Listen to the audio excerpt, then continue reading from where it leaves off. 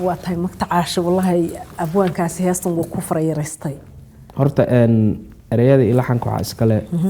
وإلو نمكت أنا شاقنوه ما يوانو سو سعوني هاستن ما نسلها كليلك كليل قاردتك ان هاستن هرتا ريادي لحن كيدو حاسمي ان أبوان آد وقالي وآد يقوين ان حسن سليمان دوحو الله بصالح اوكي هاي ان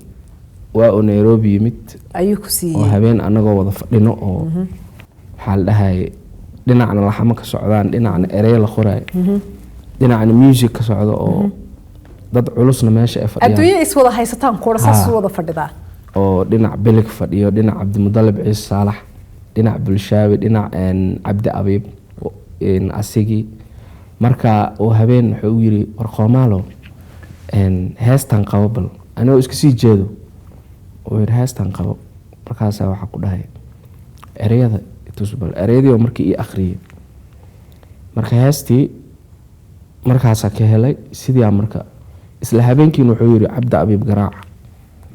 isla markiina codkii baa bad isoo kala isla markiina codkii ku shubnay sidii marka ay ku soo baxday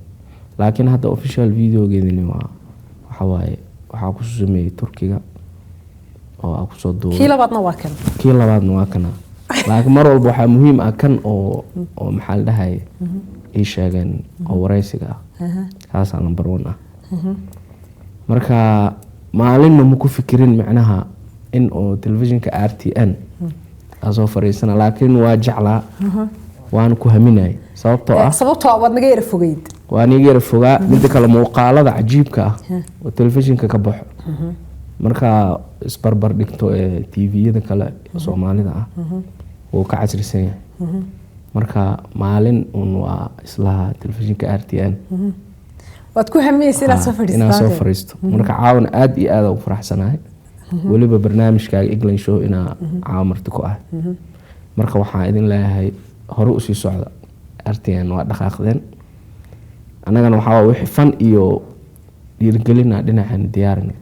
ما شاء الله أبغى نقول فرح سنة يعني نقول نده إنا فنان كستبا نقول هاي رادو يهوين هذا تيفي وحول طبعا نقول ترى قلي إن فنان كي عاوص بحي كي ده سنة ده هتشريبه يطبعنا بقلال كسنة سو تشري هالكن إنه أيوة قلت ترى قلي إنه برامج وقبته أو مركز فن كان كبعي أو أنا دوان كاسو مركز صوق الشيء بدوادي يساعد السعوني يبه مقالة مساهمين بتشوفها ما شاء الله بتصوق الشيء والله مقالة واحد شوقة هرت نيروبي مال عجائب لو أقوشه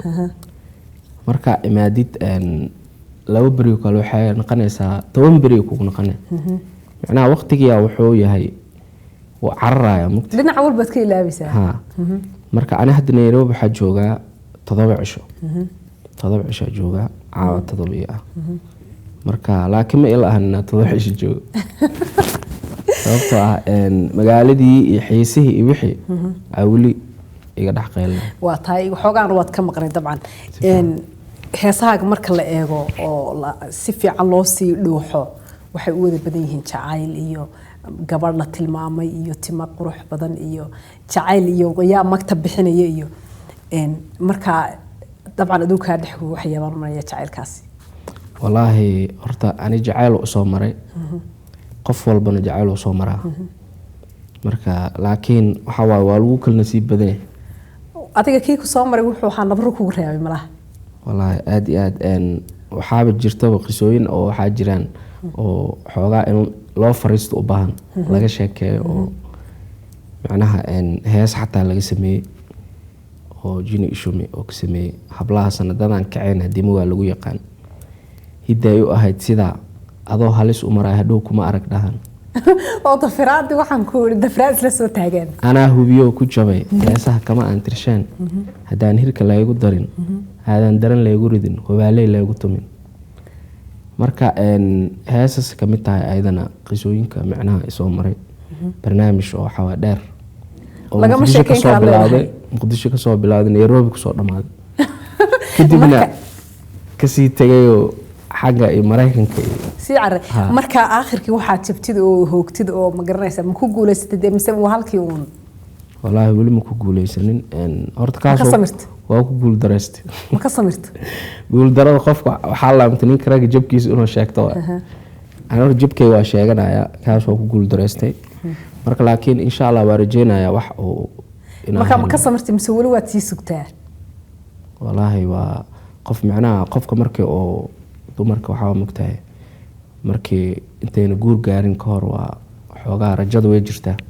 haddii laga guursado waxaa way kaa soo xiran markii hadda dee waayo arag baad bataa waxaan ku ori